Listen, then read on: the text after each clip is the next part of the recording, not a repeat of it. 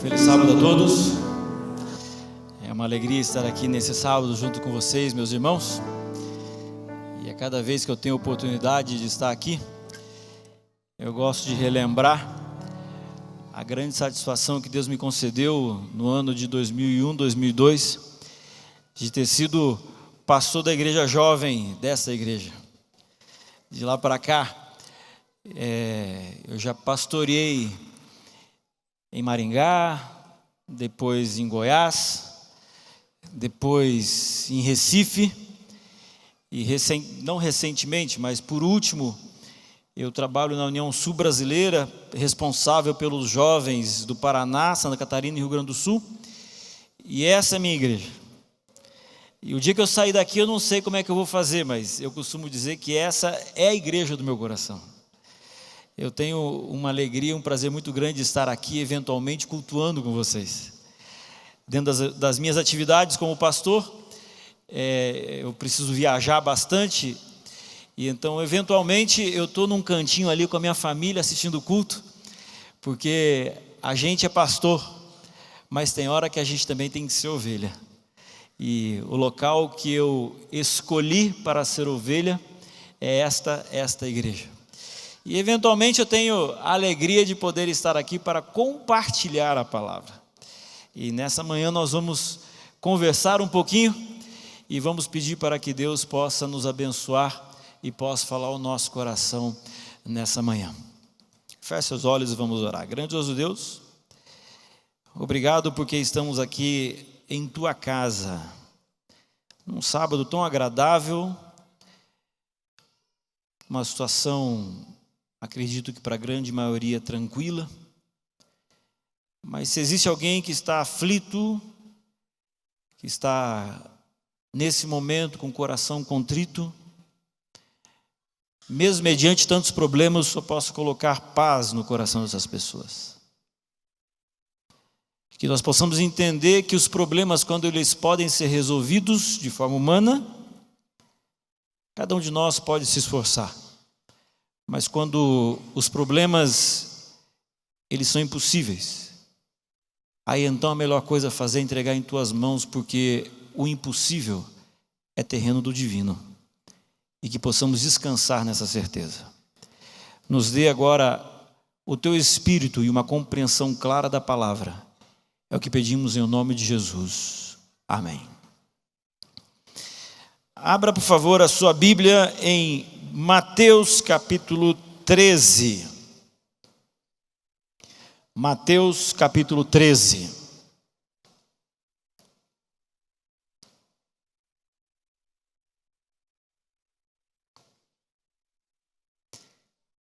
Em Mateus capítulo 13, a partir do versículo 31. Mateus capítulo 13, a partir do versículo 31, diz assim: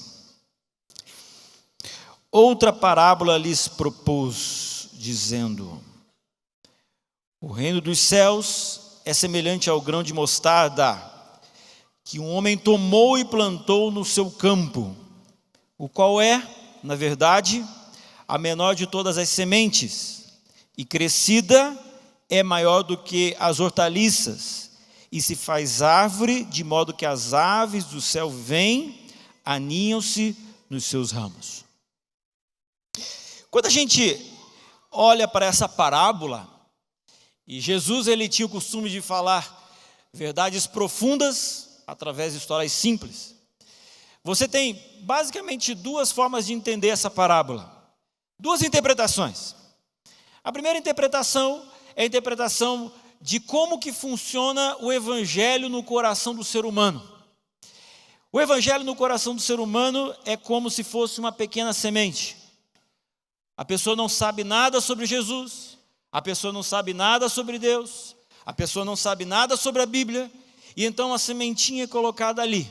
E ela começa a vir à igreja, ela começa a ter estudo bíblico, ela começa a assistir ao Novo Tempo, ela começa a entender as verdades, e essa pequena semente, ela começa a crescer, e de repente do que parecia pequeno, se faz grande e poderoso. Esse é o evangelho. Então, quando eu olho daqui da frente, eu imagino que alguns estão no entendimento do Evangelho, estão na sua vida cristã como uma pequena sementinha, mal nasceu a semente. E aí eu olho para outras pessoas que estão aqui talvez há mais tempo, que já têm uma compreensão maior, são pessoas que já estão assim como se tivesse uma hortaliça maior, uma árvore mais frondosa. É por isso que é muito difícil a gente, tentar equiparar as pessoas à sua jornada cristã. Aquele ali começou agora, aquele lá está mais para frente. Então, quando a gente olha para essa parábola, a gente tem esse entendimento da palavra. É o evangelho colocado no coração. E então ele nasce, ele cresce, ele se desenvolve. Agora, tem uma segunda interpretação também dessa parábola. É a interpretação do que é, ou do que tem sido o movimento do cristianismo. Quando Jesus falou ou contou essa parábola, o cristianismo, que é um movimento que começou a partir dele, era um movimento dele com mais 12. Talvez uma pequena multidão extremamente volátil, mas naquele momento era um movimento que começava com ele e com mais 12. Uma semente minúscula. Mas a pergunta que eu faço para você é: será que depois de 2000 anos dessa semente, o cristianismo ainda é uma semente, ou o cristianismo é uma grande árvore ou hortaliça frondosa? Eu diria para você que nós temos o cumprimento da parábola de Jesus no cristianismo. Hoje, o cristianismo é o maior, ou a maior de todas as religiões do mundo. Nós temos bilhões e bilhões e bilhões de seguidores. O que um dia começou de forma minúscula, veja, Jesus começou esse movimento com 12 pessoas, a maioria deles iletradas, no lugar ermo desse mundo, com nenhuma possibilidade de crescimento no meio de centenas de movimentos, mas o movimento dele começou com uma semente, e hoje é o maior movimento religioso do mundo. Deu certo? Óbvio que deu certo. O cristianismo quebrou o império. Na época de Jesus, o império que existia era o Império Romano. E só para vocês terem uma noção a respeito de como funcionava a sociedade romana, para os romanos, importantes mesmos eram os políticos. Alguma semelhança com hoje em dia, mas enfim, ali existiam os políticos. E o império circulava em prol dos políticos. Depois dos políticos, como Roma era uma nação de conquista, os mais importantes eram os soldados. Os soldados, na época de Roma, eram cultuados, eles eram valorizados. Abaixo dos soldados era o resto. Mulheres, na época de Roma. Mulher, na época de Roma, servia para procriar. Porque, em muitos casos, a mulher ela não servia e não era usada para prazer, apenas para procriar. E a mulher, quando ela não podia procriar, ela era descartada. E se ela era de procriar mulheres, ela também era descartada, porque na época de Roma o importante eram os soldados. Então, se aquela mulher, ela dava à luz meninos e fortes, ela era valorizada. Fora isso, era descartada. E os coxos? E os doentes? Não serviam para nada, era um peso para o império. Então, quando você olha para Roma, a estrutura social de Roma era uma estrutura em função do império. Agora vem Jesus, olha para a mulher e fala assim: querida, você é importante, você é igual. Então, a gente tem que entender que vocês, mulheres, precisam ser eternamente gratas a Jesus, porque quem quebrou essa cadeia foi Jesus há 2000 anos atrás. Ele começou a falar para a sociedade: vocês são iguais, e olhe para os países e olhe para as religiões que não são cristãs, e veja qual é o papel da mulher dentro dessas sociedades. Jesus libertou as mulheres. Quando Jesus chegou e olhou para um coxo e um doente, falou assim: filho, apesar da sua doença, você é importante. Eu te amo. Quando Jesus falou isso, ele começou a quebrar uma sociedade. Jesus quebrou o império e o cristianismo reconstruiu a história. As primeiras universidades do mundo, elas surgiram de cristãos para preparar missionários para levar a mensagem para o mundo. Os primeiros hospitais do mundo surgiram de cristãos que queriam organizar uma forma de cuidar daqueles que eram doentes. Quando você olha para a sociedade democrática, isso vem do cristianismo, aonde as pessoas elas têm direito e a sua voz ela deve ser ouvida. Quando você olha para a nossa sociedade, você percebe conceitos e ensinamentos de Jesus em todas as camadas sociais. E aí você olha, um dia foi uma semente e hoje é uma grande árvore. O cristianismo, Jesus mudou o mundo. E tem um texto de um autor que eu acho muito bonito, onde ele diz o seguinte: ele nasceu em um vilarejo desconhecido, o filho de uma camponesa. Cresceu em outro vilarejo, onde trabalhou em uma carpintaria até completar 30 anos. Então, durante 3 anos, foi um pregador itinerante.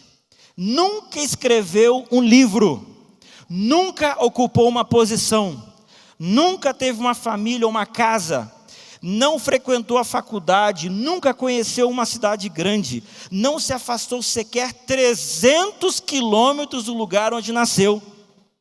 Não fez nada do que normalmente acompanha o poder. Não tinha credenciais, era simplesmente ele. Tinha apenas 33 anos quando toda a opinião pública se voltou contra ele. Seus amigos fugiram e um deles chegou a negá-lo. Foi entregue a seus inimigos e passou pelo escárnio de um julgamento. Foi crucificado entre 2 ladrões. Quando estava morrendo, seus executores disputavam por suas roupas, suas únicas propriedades nesse mundo. Quando morreu, foi sepultado em um túmulo emprestado por um amigo misericordioso. Mais de 2000 anos se passaram e hoje ele é a figura central da raça humana. Todos os exércitos que já marcharam, todas as frotas navais que já navegaram, todos os parlamentos que já existiram e todos os reis que já reinaram, colocados juntos, não influenciaram a vida do homem como essa vida solitária do Nazareno carpinteiro Jesus. 2000 anos se passaram e a semente cresceu. 2000 anos se passaram e um homem no fim do mundo transformou todo mundo. Agora a pergunta para você: aonde que estava a grandiosidade de Jesus? Será que a grandiosidade de Jesus aconteceu porque ele era um bom pregador? Amigos, lógico que Jesus foi um bom pregador. Mas esse mundo está recheado de grandes pregadores. Será que a grandiosidade e o poder de Jesus está no fato de que ele era um grande pensador? Jesus foi um grande pensador, mas o mundo está recheado de grandes pensadores. A grandiosidade, o poder e o diferencial de Jesus está exatamente na cruz. Muitos foram os pregadores, mas apenas um que estava na cruz. Muitos foram os filósofos, mas apenas um se permitiu ser pendurado na cruz para morrer por pecadores. A diferença de Jesus está na cruz. E aí quando eu olho para a cruz, eu fico me perguntando o que ela significa para mim. Quando eu olho para a cruz, eu pergunto para você, o que ela significa para você? Porque hoje em dia, tem muito cristão que carrega a cruz, um crucifixo no peito. Mas o fato é que também tem o roqueiro lá que vai para o meio do Rock in Rio e também está segurando ali, está pendurado uma cruz. O que a cruz significa no final? Eu não quero exaurir o assunto, obviamente, mas essa manhã eu gostaria de colocar para vocês 4 facetas da cruz, 4 aspectos da cruz, 4 lados da cruz. O primeiro aspecto da cruz que eu gostaria de colocar para vocês é esse aspecto, é essa parte da cruz, é a parte da cruz para baixo, é essa estrutura, essa faceta da cruz que está aqui. E quando eu olho para a cruz, a primeira coisa que a cruz me demonstra é a grandiosidade da maldade do pecado. Sabe? Quando a gente olha para a Bíblia e a gente percebe em Romanos capítulo 6, versículo 23, a Bíblia diz, porque o salário do pecado é a morte. E o momento mais tenebroso que o universo teve na grandiosidade da maldade do pecado foi exatamente a cruz. Porque quando o pecado entrou nesse mundo e a primeira folha caiu de uma árvore, o universo inteiro olhou para esse planetinha chamado Terra e tentou a explicação de um anjo do lado e falou assim: ei, anjo, o que aconteceu com aquela folhinha que caiu daquela árvore? E o anjo olhou para os outros planetas, para os outros habitantes e falou o seguinte: aquela folhinha morreu. Quando Caim matou Abel e o universo inteiro viu sangue saindo de dentro de um ser criado por Deus, o universo inteiro olhou para aquilo e falou assim: nossa, esse negócio chamado pecado é terrível. Quando todos olharam e perceberam Eva chorando loucamente pela ausência do seu filho, o universo inteiro olhou e falou o seguinte: o pecado dói. Você já sentiu a grandiosidade da maldade do pecado na sua vida? Eu me lembro que há uns anos atrás, eu acordei de manhã, e aí a gente estava se aprontando para vir à igreja. E aí então, meu filho não estava muito bem desde a sexta-feira à noite. Aí eu vim à igreja, e a Ellen, minha esposa, ficou em casa com o nosso filhinho. Na época ele devia estar com 6 anos. Eu vim à igreja, e quando eu saí da igreja, estava voltando para casa, no meio do caminho, ela falou assim: olha, ele piorou agora de manhã, e eu estou chegando no Pequeno Príncipe, então não vá para casa, venha direto para cá. E eu fui para o Pequeno Príncipe, ele com uma dor de cabeça absurda. Chegamos ali no médico, ele foi atendido. E aí no atendimento, conforme ele foi falando o que estava sentindo, o médico olhou para a gente e falou assim: olha, pode ser um monte de coisa, inclusive meningite. Se for meningite, cada minuto é o divisor entre a vida e a morte. Então é assim, a única forma da gente saber se é ou não é, a gente precisa tirar um líquido daqui de trás e fazer um exame. Vamos fazer ou não vamos? O que você faria? Tem que fazer. Eu costumo dizer que esse momento foi o momento em que eu percebi o momento da maior grandiosidade da maldade de pecado da minha vida. Porque quando você entra num quartinho e um enfermeiro grande segura seu filho no meio das pernas, trava o corpinho dele, dá uma gravata por cima, e o médico vem por trás com uma seringa, com uma agulha desse tamanho, e seu filho esperneando, e no meio daquela gravata olha para você em lágrimas e começa a chorar e fala assim: papai, me ajuda, papai. Aí você olha para aquela cena e você não pode fazer nada. Naquele momento, eu simplesmente odiei o pecado. Porque o pecado causa dor, o pecado causa morte, o pecado causa a lágrima do meu filho, ele causa a minha lágrima. Mas apesar de eu sentir e perceber naquele momento a grandiosidade da maldade do pecado, o ápice, o momento mais abusado do pecado, foi a cruz. Porque na cruz não existia um ser humano pendurado, mas existia Deus pendurado. E o universo olhou para aquilo e falou: que coisa é essa? Que pecado é esse? Que maldade é esse? Porque a cruz revelou a grandiosidade da maldade do pecado. Mas isso é o aspecto desse aspecto.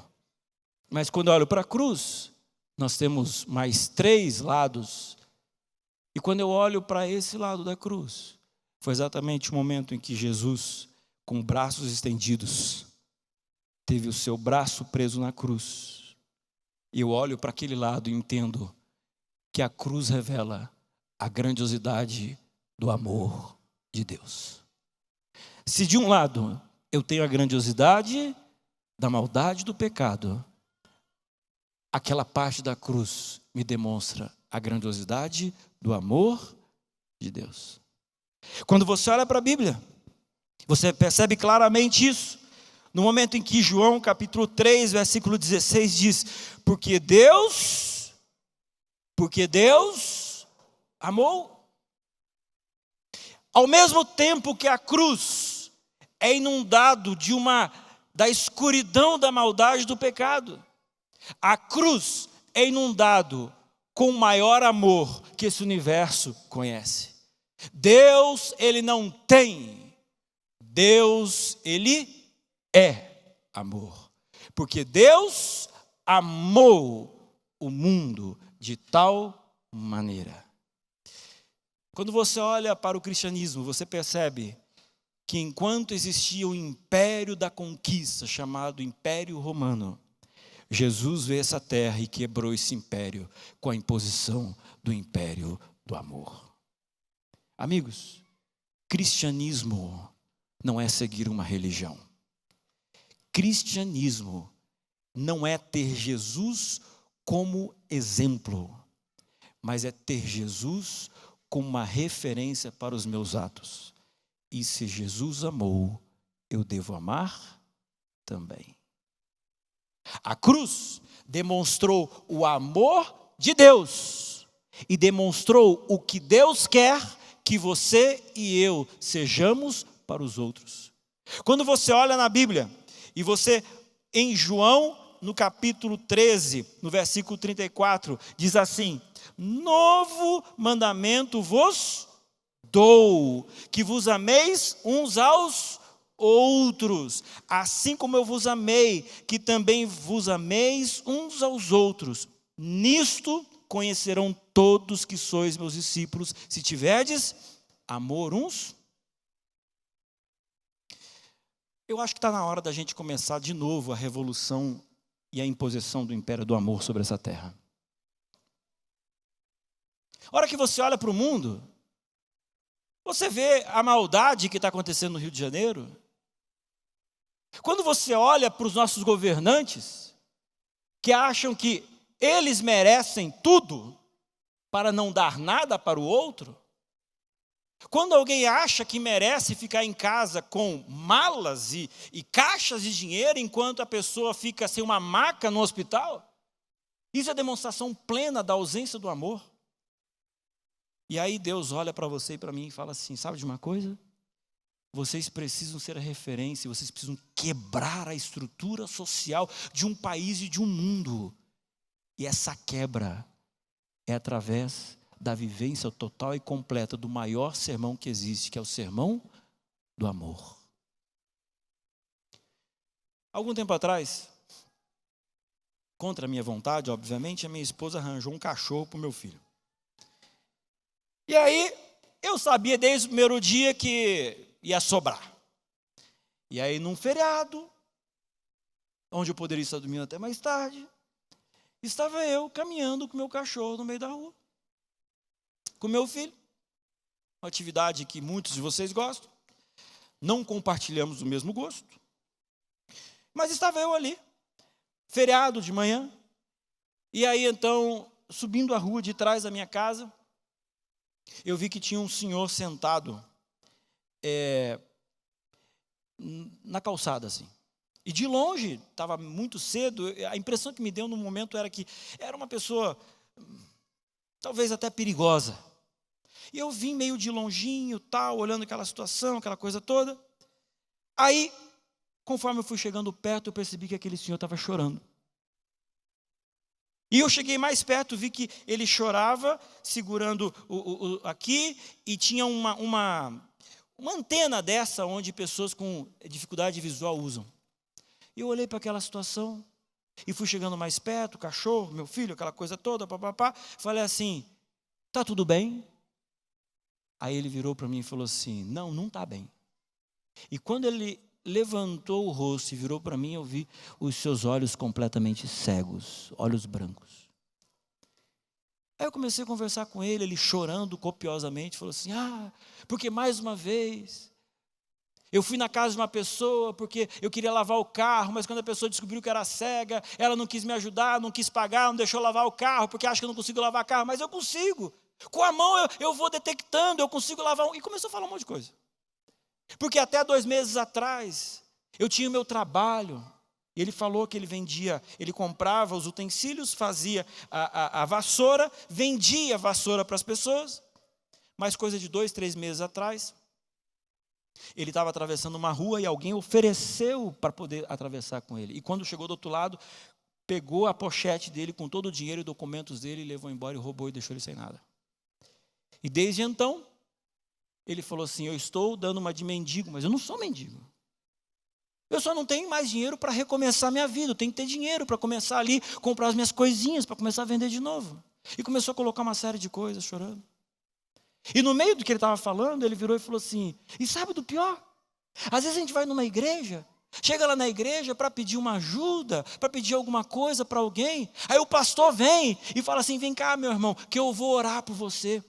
Essas pessoas têm que entender que a gente tem que ter oração sim, mas às vezes a gente precisa de mais do que oração. Eu falei, esses pastores, hein? Quando ele falou aquilo, eu fiquei desconfortável com a situação, né? Eu falei, não vou falar nada. Aí eu virei e falei, você já comeu agora de manhã? Ele falou, não, ainda não. Aí eu falei assim, então, vem cá que eu vou te levar em casa.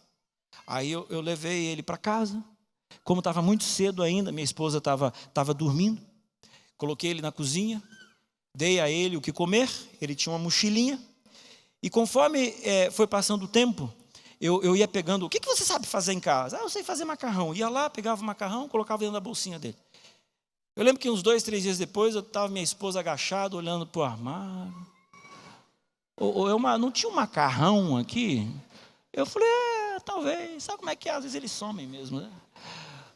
Aí coloquei, enchi ali e tal. E aí eu fui na minha carteira e peguei 10, porque é o máximo que normalmente tem na minha carteira. E eu fui dar para ele. Quando eu fui dar para ele, uma voz dentro de mim falou o seguinte, Omar, eu coloquei esse camarada na tua vida hoje, não é para você dar uma esmola para ele, mas é para você resolver o problema dele. Aí, eu fui até a carteira da minha esposa, que sempre tem mais do que na minha, peguei alguma coisa e fui entregar para ele. Mas na hora que eu fui entregar para ele, a vozinha de novo falou assim, Omar, eu não coloquei você na vida dele hoje para você resolver parcialmente o problema dele. Eu coloquei ele na tua vida hoje para você resolver o problema dele completo. Mas tem umas vozinhas que incomodam, né? Aí eu virei para ele e falei assim, rapaz, para você recomeçar a tua vida, você precisa de quanto? Aí ele falou um valor, que eu não tinha, obviamente, e a minha esposa também não tinha na carteira. Era um valor não tão alto, mas desconfortável. Coloquei ele dentro do carro, fui até um banco 24 horas, saquei o dinheiro necessário, e aquele dinheiro, amigos, ele saiu a propósito, zeradinho, com aquele cheiro de dinheiro novo. Eu peguei aquele dinheiro, dei na mão dele e falei assim, agora você cuidado, expliquei tudo direitinho para ele, falei, onde é que você precisa ficar? Ele me falou. Aí quando eu parei, ele desceu do carro, Ele ia fechar a porta. Antes de fechar a porta, ele colocou o rosto para dentro e com olhos cegos mirou na minha direção e falou assim: você é cristão?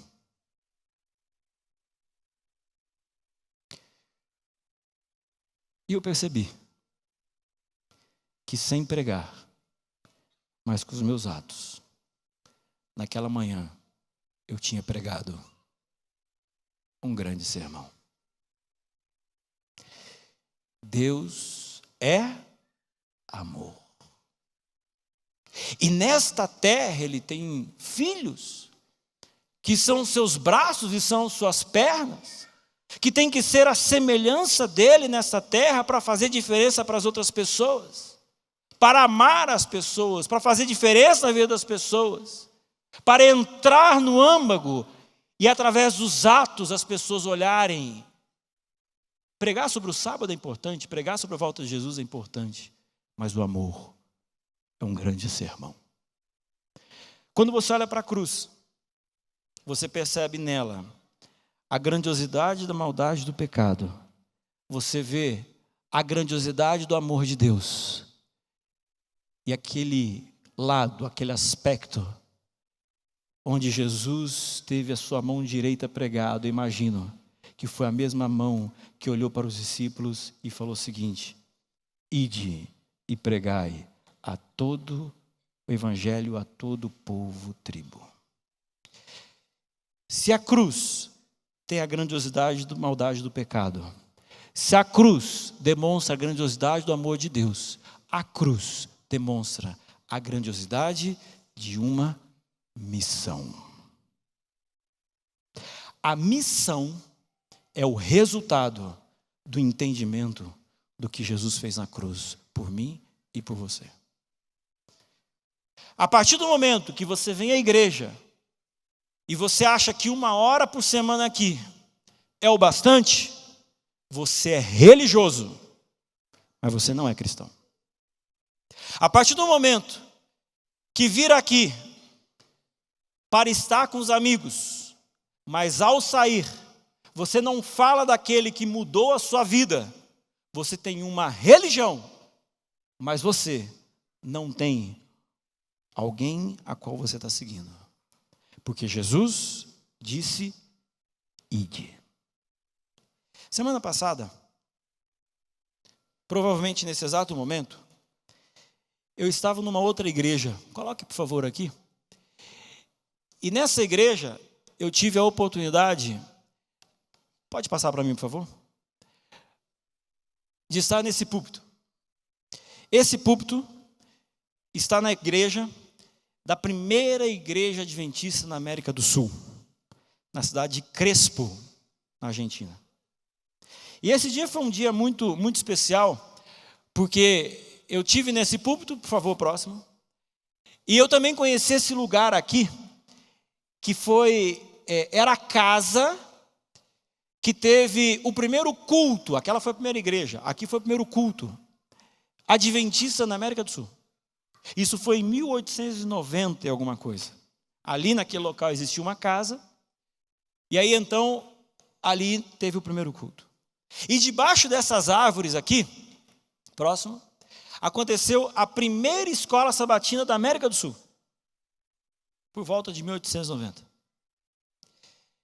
E naquele museu que eu estava, na igrejinha, eu vi, próximo por favor, eu vi algumas fotos, e entre elas essas duas que são muito significativas. Porque esse senhor que está aqui, ele morava nos Estados Unidos. E ele tinha esta família de amigos que moravam na Argentina. E esse senhor aqui se converteu ao adventismo. E não aguentando segurar para ele a mensagem, começou a mandar cartas dos Estados Unidos para a Argentina, para a sua família amiga. Até o momento que esse senhor aqui, ele escreveu para ele dizendo o seguinte: o que você está pregando para mim é lindo, mas sozinho eu não consigo seguir esses ensinamentos. Aí então ele falou o seguinte: se você viesse morar aqui, nós poderíamos começar a cultuar juntos. Sabe o que ele fez? Mudou dos Estados Unidos para a Argentina para poder, juntamente com aquela família, começar ali a cultuar o Senhor. E se hoje você é adventista, é porque todos nós somos frutos de um homem que um dia saiu dos Estados Unidos para ir para o interior da Argentina e ali começar o primeiro culto, a primeira escola sabatina. E hoje você está aqui e hoje eu estou aqui. Você está entendendo como que antes de nós, centenas de pessoas pagaram um preço para viver a plenitude do Evangelho e para viver o ID? Tem gente que saiu da sua nação, teve gente que saiu da sua casa, teve gente que saiu da sua casa, foi até o vizinho, mas saiu. Quando você olha para a cruz, você entende quem você era na maldade do pecado. Quando você olha para a cruz e você vê o que Jesus fez por você, você não pode ficar calado. Por isso, quando a gente olha para a Bíblia, Jesus olha para você e fala assim: ide e fale disso para as outras pessoas. Mas quando a gente olha para a cruz, e a gente percebe que a cruz demonstra a grandiosidade da maldade do pecado, a cruz tem a grandiosidade do amor de Deus, a cruz tem a grandiosidade de uma missão. Surgiu e sobrou aquele último aspecto da cruz que aponta para cima, porque o último aspecto da cruz demonstra a grandiosidade de uma esperança. A cruz é a ligação entre o pecado e a esperança. Sem cruz não existiria esperança. Sem cruz não existiria a volta de Jesus. Porque quando olhamos para a cruz, nós não vemos um ser pendurado, mas nós vemos uma cruz vazia. Nós, como cristãos adventistas, não temos cruz em que existe alguém pendurado, porque não existe mais ninguém pendurado na cruz. Porque aquele que um dia foi pendurado, ele ressuscitou. E aquele ressuscitou disse: virei outra vez. Sem cruz não existiria futuro. Sem cruz não existiria esperança. Sem cruz não existiria a volta de Jesus. Quando a gente olha para a Bíblia, em Atos, no capítulo 1, versículo 10 diz: e estando eles com os olhos fitos no céu, enquanto Jesus subia, eis que 2 varões vestidos de branco se puseram ao lado deles e lhe perguntaram: varões galileus, por que estáis olhando para as alturas? Este Jesus que dentre vós foi assunto ao céu, assim virá do modo como se vistes subir. O momento mais negro que a humanidade já viveu foi criaturas pendurarem numa cruz o seu Criador. Mas enquanto a cruz demonstra a maldade do pecado, a cruz também demonstra o amor de um Deus que disse: voltarei.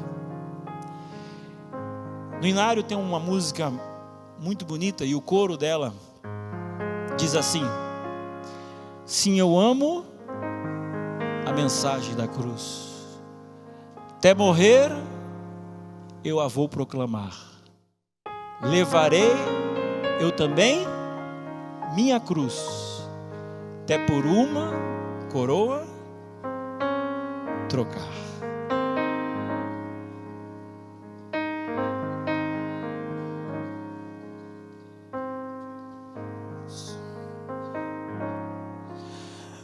De cruz se erigiu, dela o dia fugiu, em sinal de vergonha e de dor. Mas eu amo essa cruz, sobre a qual meu Jesus deu a vida por mim, pecador. Cante.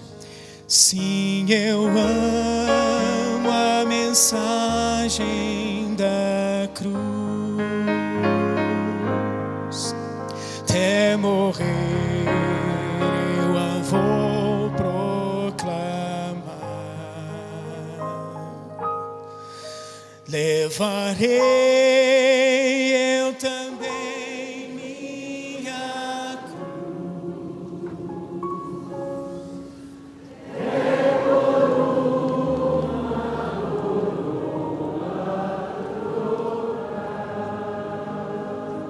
A grande pergunta é: qual é a sua resposta a tão profundo significado que é a cruz para cada um de nós como cristãos? O cristianismo deu certo. Jesus foi vencedor. Mas Ele quer ser vencedor na tua vida. Ele quer instituir o reino dele no teu coração.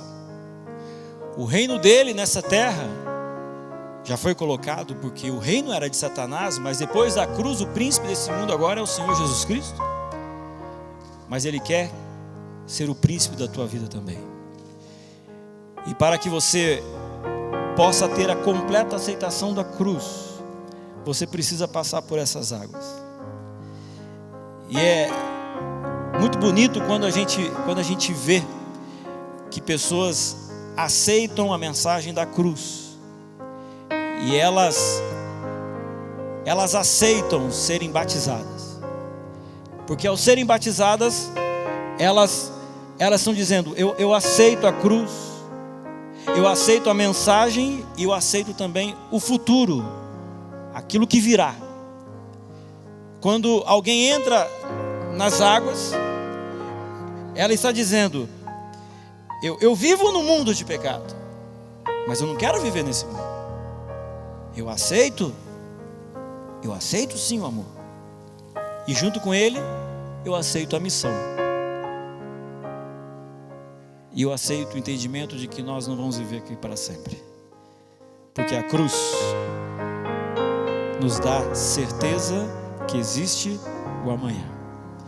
E nessa manhã nós vamos ter o início das grandes festas do batismo de primavera. Eu gostaria que as crianças não viessem aqui para que todos possam ver o batismo hoje. E algumas crianças serão batizadas hoje. Amanhã nós vamos ter um outro batismo. E essas pessoas que estão aqui dentro são pessoas que tiveram uma compreensão da cruz. Entendem que através dela, por ela e quem estava nela, hoje elas podem ser novas criaturas em Cristo Jesus.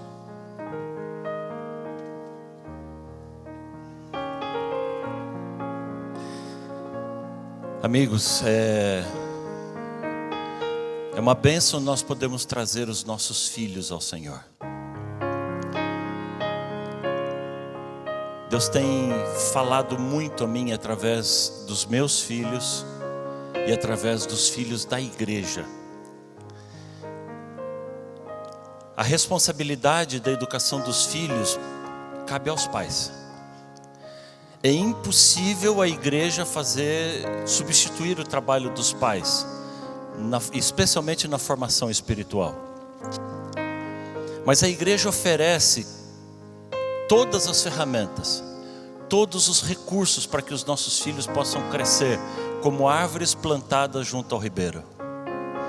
E é muito gostoso ver essa garotada crescendo, cheia de atividades aqui na igreja, não é não, Renata?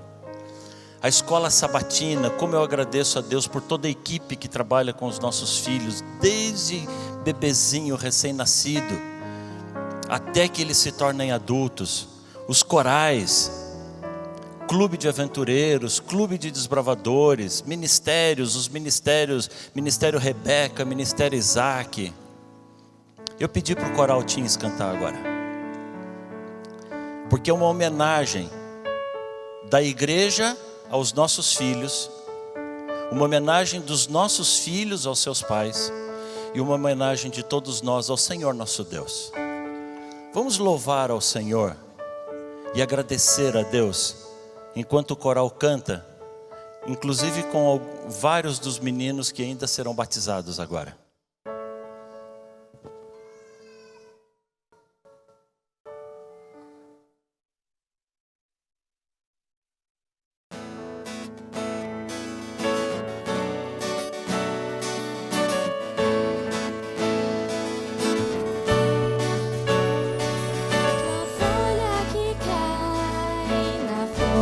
Que brota na onda que vai, no vento que sopra.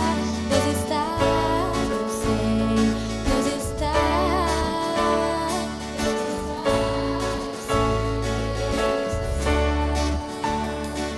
no homem que sente as alegrias da vida, no pequeno que aprende o que o mestre ensina.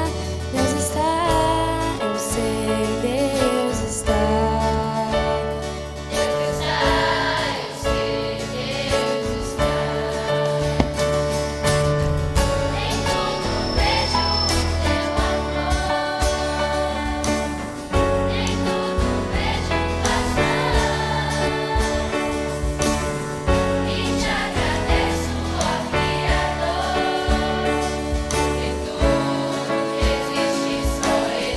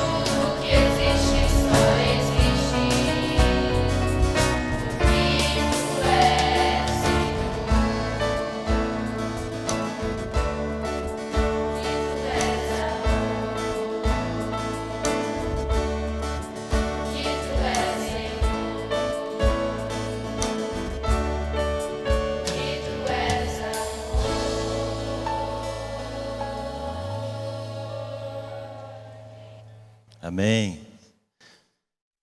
Obrigado, teens. A gente louva a Deus por isso. E eu louvo a Deus pela oportunidade de poder ver nossos filhos não só usando as ferramentas da igreja, mas eles saberem que eles podem crescer já trabalhando para o Senhor, servindo a Deus com aquilo que eles sabem fazer, com aquilo que eles podem fazer. Envolva seus filhos nas atividades da igreja, isso vai ser muito bom para você e para eles. A vida é um milagre, e eu louvo a Deus cada pessoa que eu vejo na minha frente, porque vida só vem de Deus. Mas eu tenho aqui comigo um milagre que é mais do que um milagre. A Renata tem 2 filhos, o Pedro e a Isabel. A Isabel tem 10 anos de idade, essa menina linda, maravilhosa. E o Pedro é esse garoto espetacular aqui. Vocês não têm noção como é gostoso estar ao lado do Pedro. quanto amor, quanto carinho Ele transmite só quando olha. Quando Pedro nasceu, os médicos não disseram que ele não ia viver mais do que 2 horas. A medicina não foi capaz de dar nem 2 horas de vida para o Pedro. Mas pela graça de Deus, hoje, exatamente hoje, o Pedro está comemorando 12 anos. É mais do que um batismo. É um culto de gratidão a Deus. Por aquilo que Deus é, por aquilo que Deus faz na vida dos seus filhos. E a Renata entendeu o tamanho desse presente que Deus deu. Ela deu os estudos bíblicos. Ela não chegou aqui dizendo, pastor, meu filho vai batizar, quem vai lá dar? Não, ela chegou e disse, pastor, eu já dei os estudos bíblicos, eles estão prontos para batizar. A Isabel, essa menina espetacular que cuida do Pedro, é a melhor amiga do Pedro. A gente louva muito a Deus por essa família. A gente louva a Deus por esse milagre. A gente louva a Deus por aquilo que Deus é, por aquilo que Deus faz na vida de cada um de nós. E eu convido você a derramar a sua vida e o seu coração em gratidão, em amor diante do Senhor agora. Vamos orar ao Senhor. Querido Deus,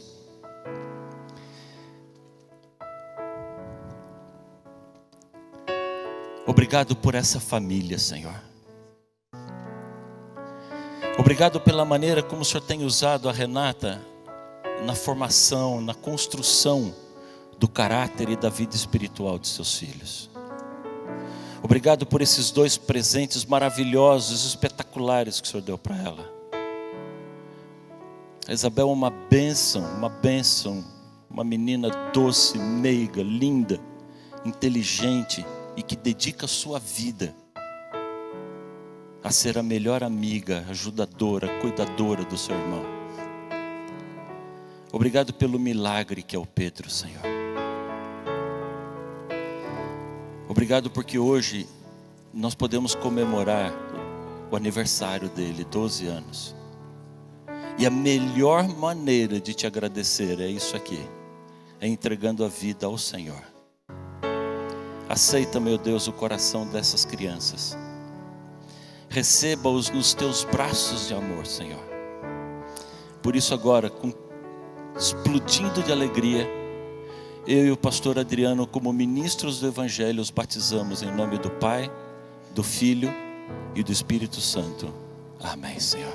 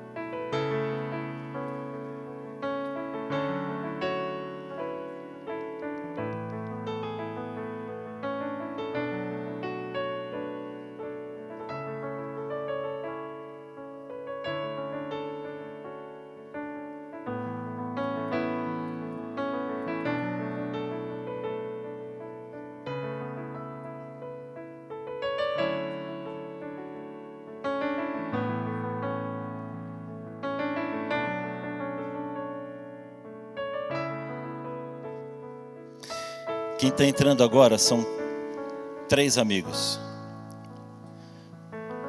O Danilo, o Luca e o Edric.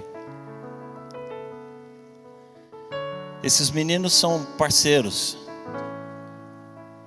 Eles são amigos de escola, estudam juntos. Eles são amigos de bola também. Os 3 são atacantes do mesmo time. Isso aqui é a galera do ataque do time da escola ali. E eles têm usado essa amizade para se desenvolverem como pessoas, como amigos, um apoia o outro. Mas também têm usado essa amizade para crescer espiritualmente.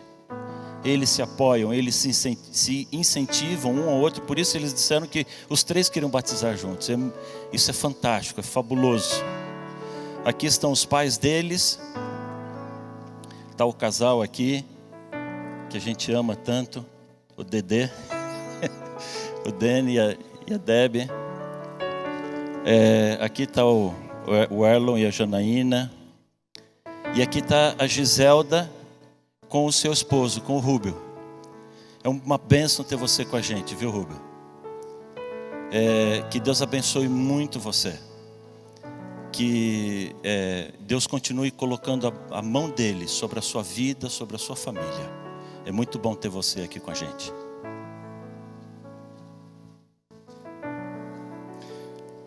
Vamos então, nesse momento, orar, entregando a vida desses 3 aqui que hoje não mais são atacantes só do time da escola, mas agora são a nova contratação aí do time de Jesus, amém? Vamos então orar. Pai querido, nós estamos aqui, Senhor Deus, nessa manhã tão linda, tão especial, para louvar a Deus, Pai. E nós sabemos que um juvenil, Pai, na idade deles aqui, tomar a decisão de entregar a vida a Jesus é uma decisão verdadeira, profunda. E nós queremos pedir nesse momento, Pai, que eles possam sentir o Senhor aqui também junto com eles no tanque. E que ao longo da vida deles, Pai, essa cena possa acompanhar, possa lembrar, Senhor Deus, que eles são de Jesus.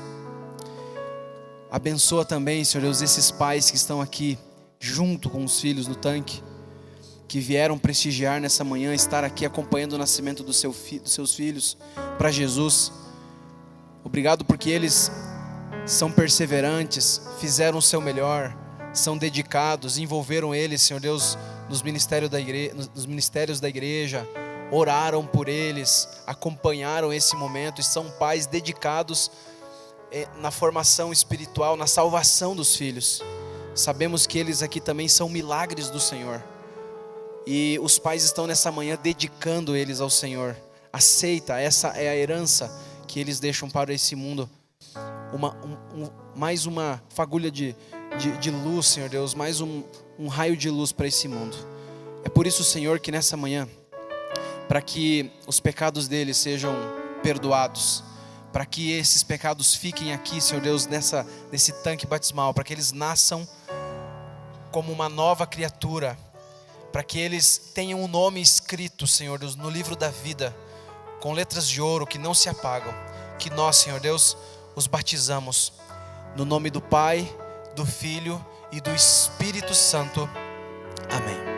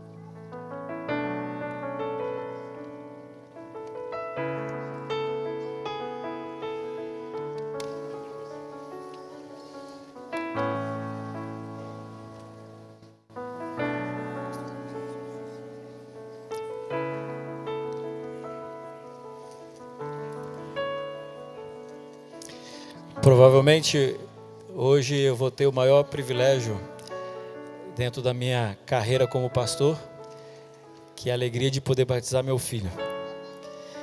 E dentro do tanque, nesse momento, nós temos o Gabriel, que é meu filho, juntamente com o Igor e o André. Eles têm crescido nesta igreja, nas escolas dos infantis, eles estudam na escola adventista, fazem parte dos aventureiros. São duas estruturas que a igreja tem para poder ajudar os pais na condução dos seus filhos até os pés de Jesus Cristo. E hoje, ou até hoje, eles vieram até aqui como amigos. E agora, eles nascem juntos para o reino de Deus como irmãos. Pedimos para que a igreja continue dando apoio para as crianças. Que os pais se dediquem aos seus filhos. Busquem educação. Busquem envolvê-los no desbravador e os aventureiros. A cada dia na sua casa, busque fazer o culto. Porque afinal, nós como pais temos que investir para o reino dessa terra, claro. Para que eles possam ser bons profissionais, mas principalmente que eles possam ser cidadãos do céu.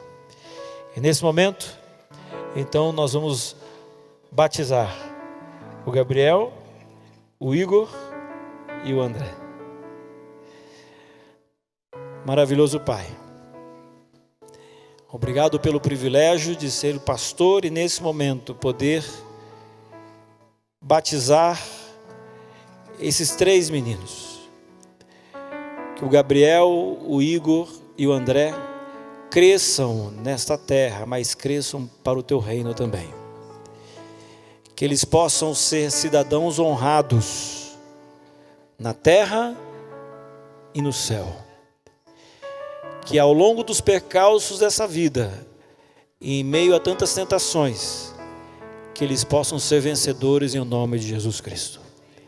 Que nós como pais possamos ser uma guia forte para levá-los até os seus pés.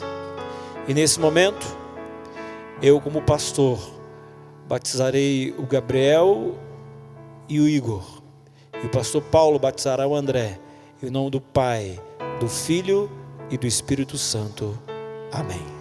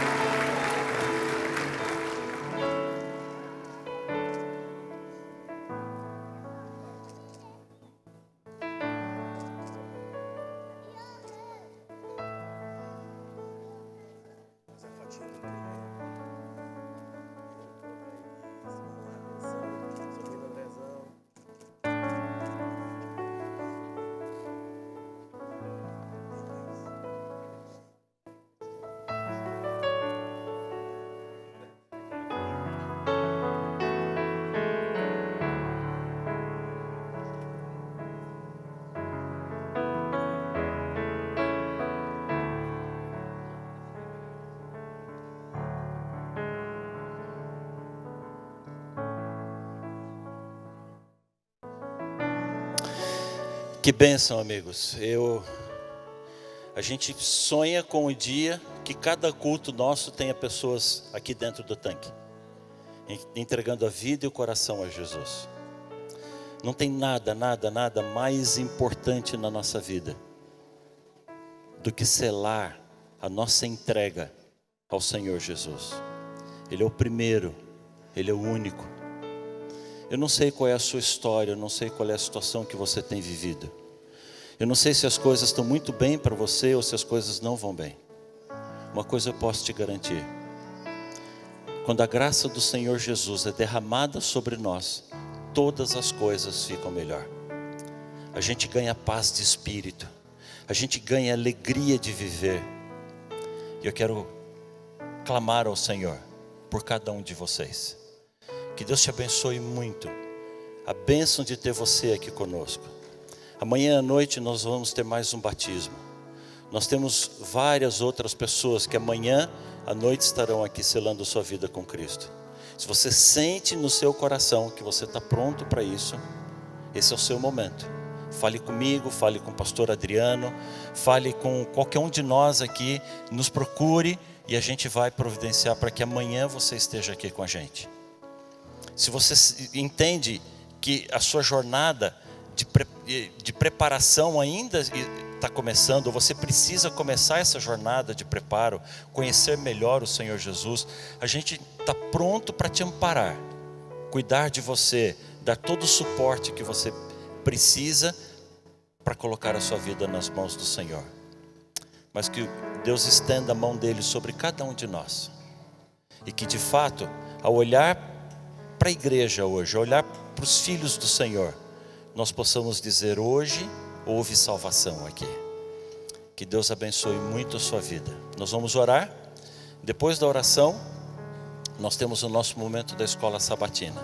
Os amigos que nos visitam, por favor, vá aqui para a classe Novo Tempo aqui no térreo. Se você está vindo pela primeira vez, se você quer nos conhecer um pouco melhor, esse é o espaço preparado para você. As crianças têm as suas classes, primeiro e segundo piso, cada um de nós conhece a sua classe.